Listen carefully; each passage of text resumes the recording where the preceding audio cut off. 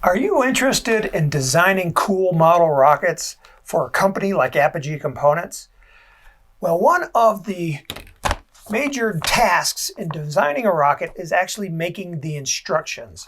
And so if you're wanting to know how to make instructions, that's what this video is going to talk about. Welcome to Advanced Construction Videos, where we show you how to tackle rocketry building techniques and more. On our website, we sell kits, motors, building supplies, and electronics. So come and learn, shop, build, and fly when you visit us at apogeerockets.com.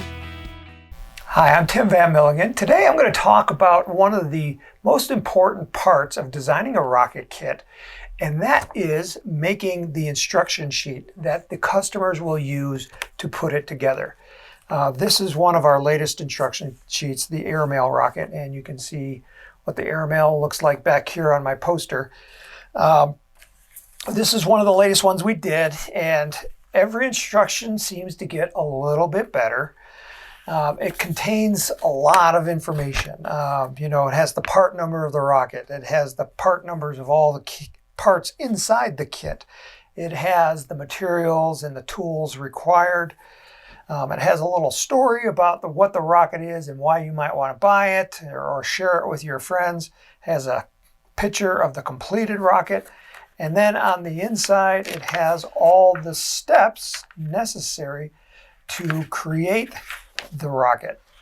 And not only are there illustrations, there's also text to go with it.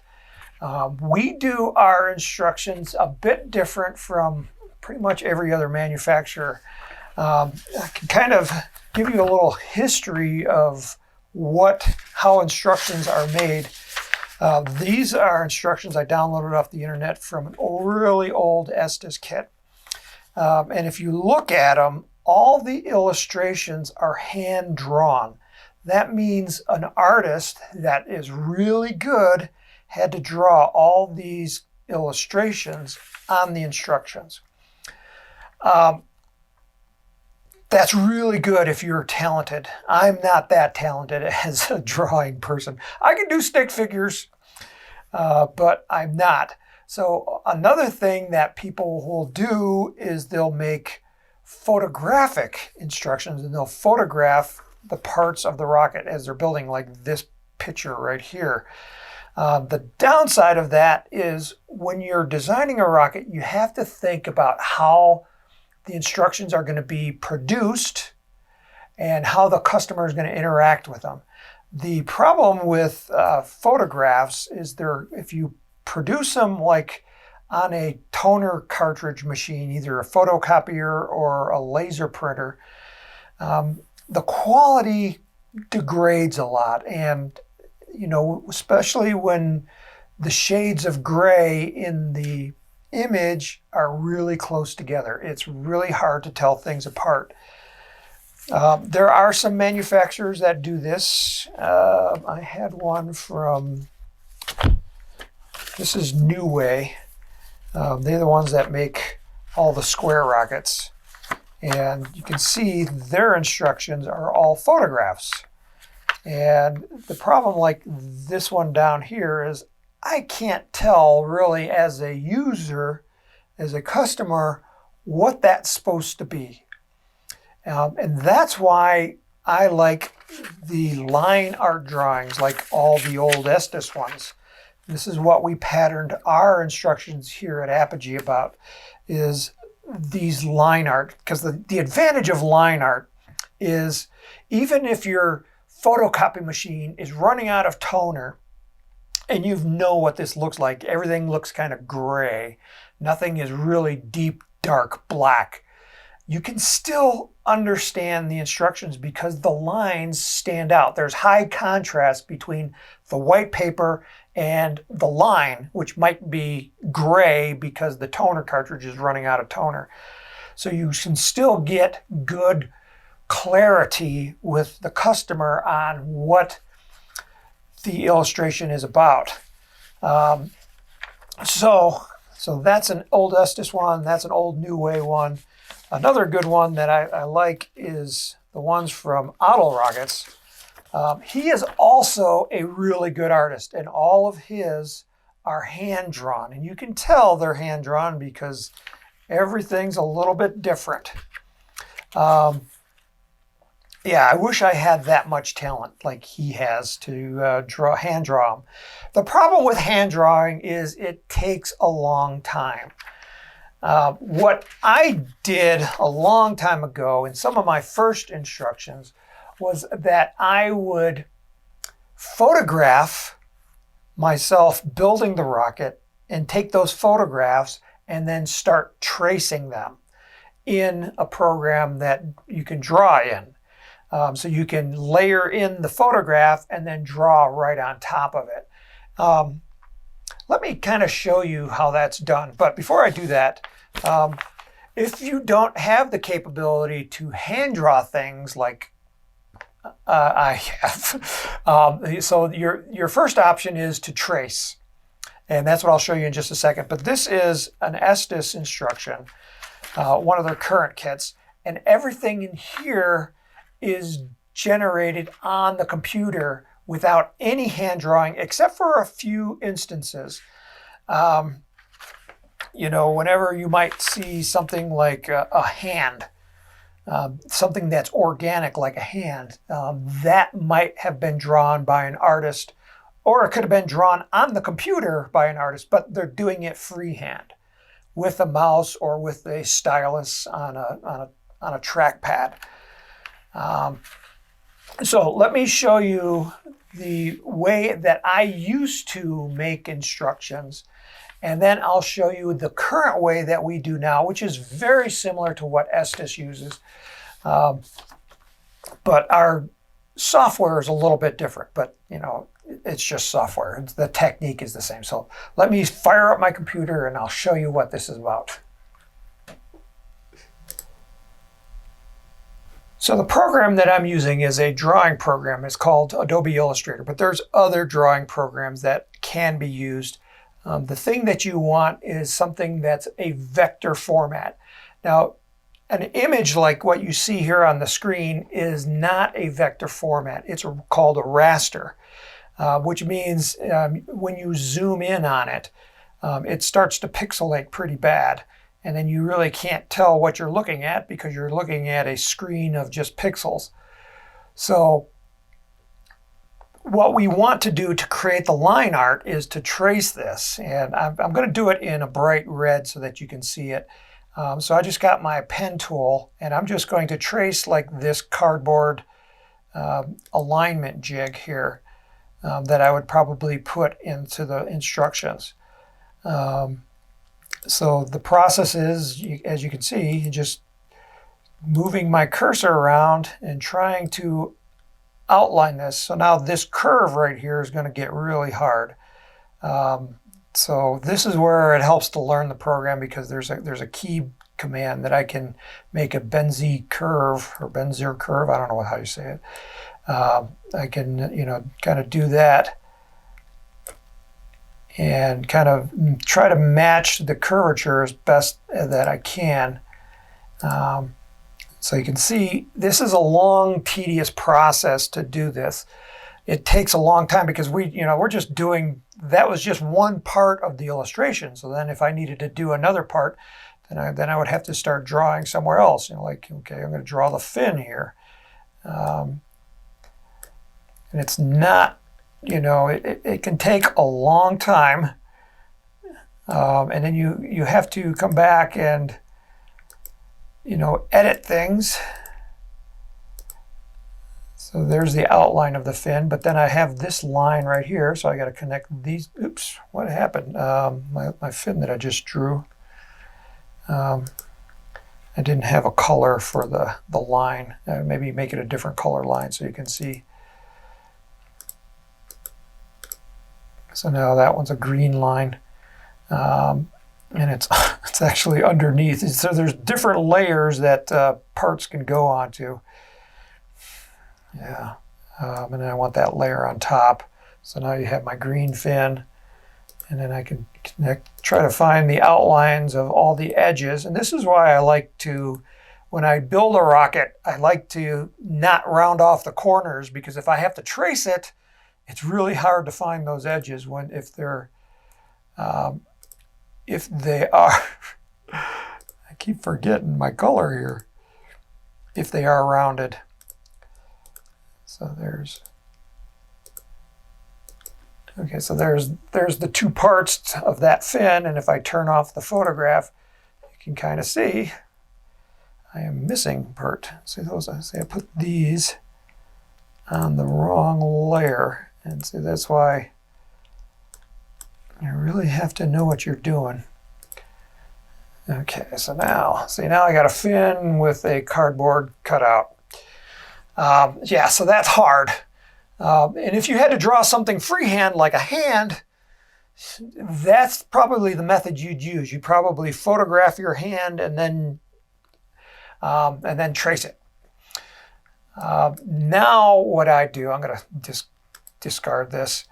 When I make an instruction, I do everything in the computer. And it starts to putting everything into CAD. Well, actually, the process of designing a rocket is first,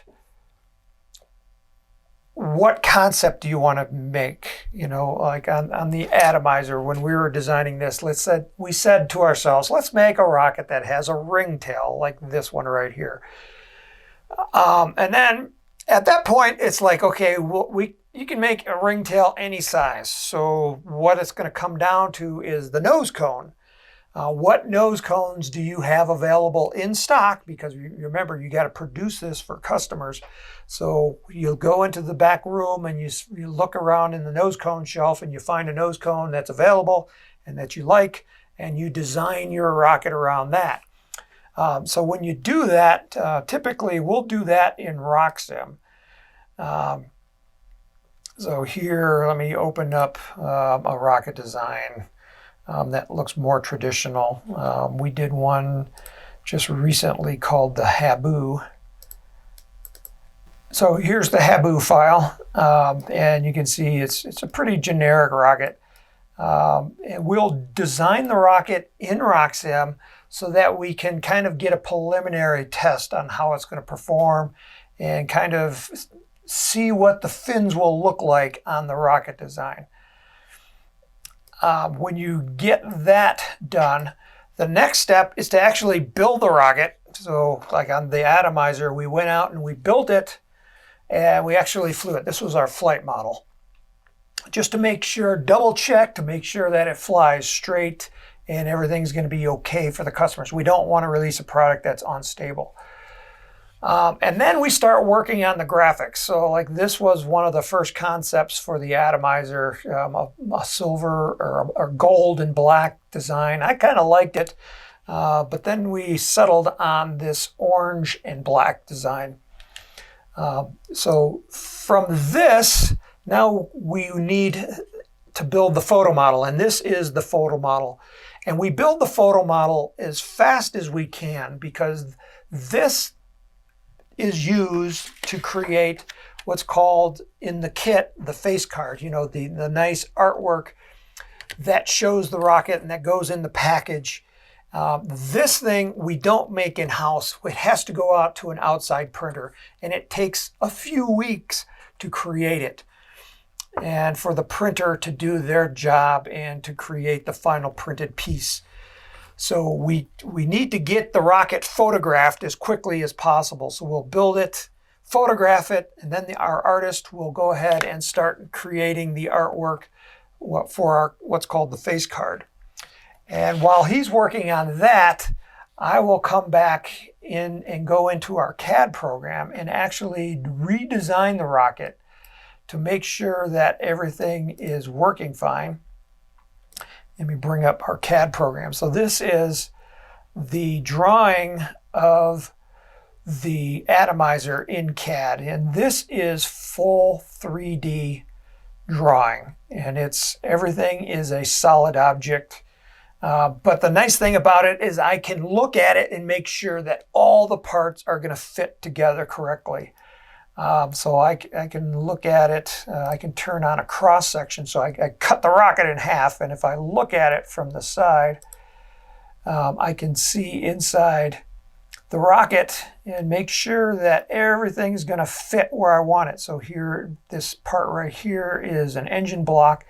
And if you look closely, you can see where the engine hook, it comes up through the tube and butts right up against that engine block.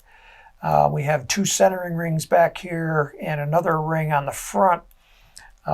This is to make sure that everything is going to fit properly. I want to size everything to where it's going to be in the rocket so that I know it goes together correctly. And I'm going to use this for my drawings. So let me turn that off. Okay, so from here, we can actually create the illustrations as line art. So there's a feature in this software where I can display the style, and I can say wireframe with visible edges only. And you can see that now we have a line drawing of the rocket. And from here, we can just start pulling the rocket apart, and we'll actually do the instructions in reverse order. We're going to start from the back end and then start removing parts from the rocket to create the designs. The problem that I have with this software is that this is actually a raster instead of a vector drawing. It looks vector, but when I export it out,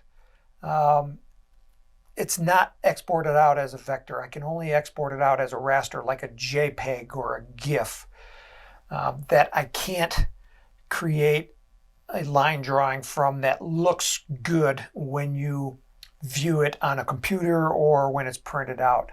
So I have to do a supplemental step where I export it out into a second program that I can actually create the illustrations. So because of that extra step, I want to add in anything that I might need in the instructions. So let me turn on some of the extra things that I put in this instruction because I'm going to need it. Like first, a rocket motor. See right back here. The rocket motor, yep, we're going to install the rocket motor later on in the instructions, so I better have that in there. We're going to, let me turn that off. I'll turn on a spray can because we're going to spray paint it. And here's a spray can, and it's upside down right now. But you can see that spray can is a 3D object that I can manipulate and move around. And I can orient it to get any view that I want. When I spray paint it, I'm also going to put a paper tube in the back of the rocket so I can hold it, you know, like you would normally do. I also have a display stand. So here's a display stand, and I'll turn this paint wand off. So there's a display stand. We're also going to have a, let me see what we have over here, a glue bottle, because we're going to be gluing, you know, putting fillets along the fin. So that glue bottle is drawn in there. I also have a hand. So once you put your glue on, we're going to have to create a fillet. And since I am not an artist, I went out and I found somebody that had a CAD file for a hand. And a hand that is pointing. So I have my pointing. So it shows me taking my finger and smoothing out the glue. So that's in CAD as well. Also, we're going to have the launch pad. So I got a launch pad and the igniter wires. Let me turn the hand off. So now you can see, let me turn off this display stand. So that's turned off. The rocket motor is not shown right here. So let me turn the rocket motor back on. The rocket motor has a texture wrap onto it, which is why it's not showing as a line, because I wrapped a image around the rocket motor to get, you know, to make it look realistic. because you can also create photorealistic renderings of this. And let me show you that if I wanted to do that. This is what Estes does on theirs. Let me go back to shaded. I'm going to show the visible edges. So now you can see the launch pad, the rocket sitting on the launch pad. It also has a feature where I can do a rendering. And this rendering is a photorealistic render. Right now it doesn't look photorealistic, but as soon as I start the rendering process, it will start chugging through, and this takes a long time. You can see this is called ray tracing, and it's gone, it took 6 seconds to get 14 iterations, and if I do an infinite iteration, it would be photorealistic. You can see that it's getting crisper and crisper and crisper as it's generating. And you can see, the silver looks silver. It's really nice. Estes does that for their artwork that they use on their kits. I rather use a real model that I actually built because I don't want to give the customers any false impressions. When it's photorealistic like this, it looks really good. Everything is perfect. When in actuality, when you actually build the rocket, it's not quite perfect. So that's rendering. Let me turn the rendering back off. Okay, so I'm back to here. So before I export it out, let me turn everything back on. Turn everything on. So this is how I would export it out into that third software program that I'm going to use. Everything is going to go out with it as an object. It's not a drawing, it's an object, and it's a collection of objects. And the program I use is called SimLab SKP Exporter. And it will export it to a program called SketchUp. And I'll call this the atomizer. And hit save, and it's going to save it as a file on my hard drive. And once it's saved, then I can open it up in SketchUp. So let me go ahead and launch that program, and then we'll take it to the next step. I've brought the design into SketchUp, and you can see it is a full 3D image or solid, but all of these parts are individual items. So I can delete them, and I can actually move things around. Like I can expand, pull the fins off the tube, that sort of thing in this program. And then I can export it out in vector format. So first I would probably save this design, and let's call it engine mount, or putting the engine in. So I'm going to save it as can't spell.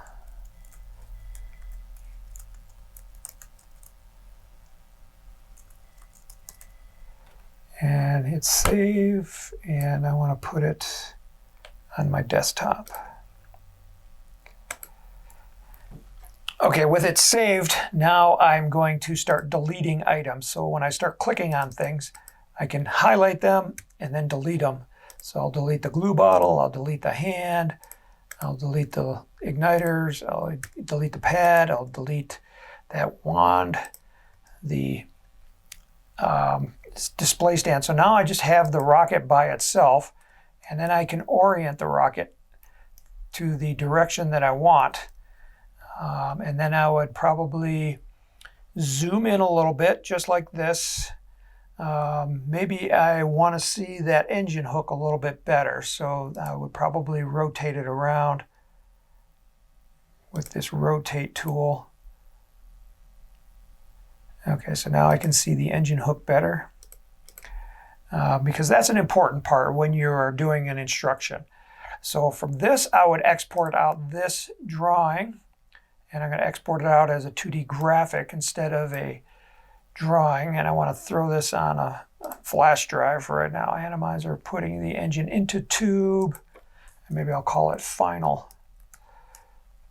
And then export. And then I want to take the motor out of the rocket. I'm going to slide that out the back like that. And that looks pretty good. And so then I would export out this, export graphic. And then I'm going to say out of tube. Okay, so now the motor is done. So let's say that the next step that I want to illustrate would be putting this back ring on the rocket. So I would take an image of this, export out that. You can see it's starting to go quick. And we'll call that ring tail attached. And I'm going to take the ring tail and move it off the rocket just like we did before. Just grab it and just slide it off the back end of the rocket. And then we'll export out this drawing. Export as a 2D graphic. Okay, and then we call that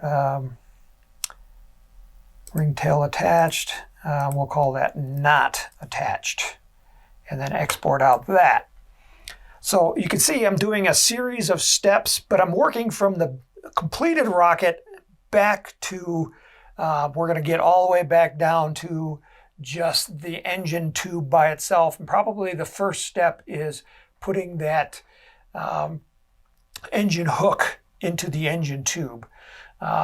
So now the next step is I'm going to go back into Adobe Illustrator because I want to clean up this drawing. As you can see, there's some remnants on this drawing that need to be removed. Like there's this line right here. There's a line back here. There's a line here. So I need to clean it up a little bit. But now it's starting to go really fast. So in my previous life, when I was drawing these, as I was tracing, I could probably do maybe 5 illustrations in one day. Now, using this new method, I could probably do 20 in a day. I can almost do the complete instruction set because I can do it faster. And that's the whole technique. And this is why we want to put everything into CAD, because it makes doing the instructions so much faster. So now let me go back into Illustrator and I'll show you that next step. I've brought the first drawing in that I created from SketchUp into my vector program called Adobe Illustrator. And now I just want to clean it up a little bit. So for example, I've got this line right here. This is actually not a curve, but it's a series of individual lines. So I can highlight the lines and delete them, and you can see that it is a series of lines instead of one big long arc. And that's one of the downsides of the software that I'm using, that it's not perfect, but it's pretty close, and I can live with that. Like there's a little line right there inside the motor mount that I need to get rid of. Let me zoom back out. So okay, so now I got it cleaned up, but now I'll probably want to add other elements into this drawing, like an arrow, for example. So I've got an arrow over here, and I'll just highlight that arrow and select it, copy it, and then bring it back over here to that drawing. And I'm going to put it on a new layer, drop it in. And it's kind of too big, so I'm going to adjust the size down a little bit. Now I'll move it into position, like right about there, showing that that is where the rocket motor is going to go. You can never assume that people are going to know where to put the rocket motor, particularly brand new customers. So now that I have that, I would add the other one where the rocket is actually installed into the motor, into the tube, and so that I create one drawing from two. So let me do that real quick. So here is the other drawing, and I've already cleaned it up, removing the remnant lines. I'm going to select all of it. And now I'm going to just drop it into this drawing here. I'm going to put it on a new layer. And there it is. And that will be, I like the placement right there. And then I'll just change my artboard a little bit. Changing the artboard actually doesn't do anything. It just makes it a little easier for me to visualize the drawing. So that is the final artwork that will be in the instructions. So I'm going to just save this, and we'll call it installing the motor. And it's going to save it as an Illustrator document, and I'll just hit save. So the next step that we do is, so I have to do all my illustrations first, and then I'll come back, and now it's time to start writing the text. And we do that in Google Docs. And the reason for doing it in Google Docs is we can share it amongst the team. So for example, this was the step here on installing the rocket engine. You can see it's pretty close to the one that I had just made. This was for the Habu, and the one I just did was for the atomizer. So writing the text will copy and paste from other instructions, but they always need to be tweaked. By tweaked, I mean every kit is a little bit different. So you have to adjust things. So like on this step here would probably be for every instruction that we do, but the illustration is going to be changed. Like I said, cutting the slot for the engine mount was probably at the very beginning. Some of these other drawings, I'd have to evaluate if I can take them from previous instructions. So like we like to try to reuse illustrations as much as possible. Not everything gets reused, but there are certain things that can be reused. If an engine mount is used on several kits, like on this particular rocket, the atomizer also is the similar for the Habu, which we just did. So it will have the same engine mount illustration. So that way I don't have to do them all over again. Other things that get reused often are parachute drawings, how to assemble a parachute. We kind of have a collection of standard items that are easily modified so that we don't have to redraw everything all over again. So once all the text is in place, now it becomes a team project. I don't create the instructions by myself. I send them off to other people to review the instructions to make sure that they can follow along and we're not overlooking things. Like when we're borrowing illustrations from other kits, sometimes those illustrations might have been modified and some of those things slip through into this instruction sheet. So we don't want that to happen. So at this point, it's in Google Docs, but now we have to create the final print instruction. Where's my final? Here's like in the airmail. So now the final print instruction is created in another program. And this is a layout program, and it's just to make everything look pretty and organized. And the software we use is Adobe InDesign.